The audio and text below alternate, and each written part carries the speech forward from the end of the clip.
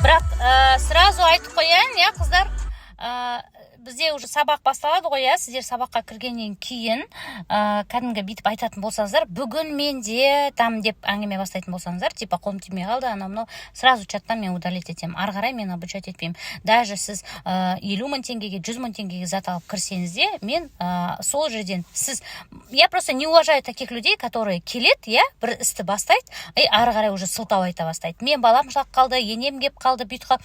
Қандай случай болмасын, сіз берілген сабақты 24 сағаттың ішінде орындап тапсырманы жіберу керексіз, иә. Мен өте требовательным. Қазір осы көптеген қыздар менен кеткен айтады ғой, страшно қатты требовать етеді, мінезіне шыдамай кетіп қалдық деп айтады. Маркетингтен, бизнестен емес, именно менің мінезіме шыдамайды. Неге? Потому что мен требовательным. Мен байтқым келеді сіздерді, бәр күшімді салып.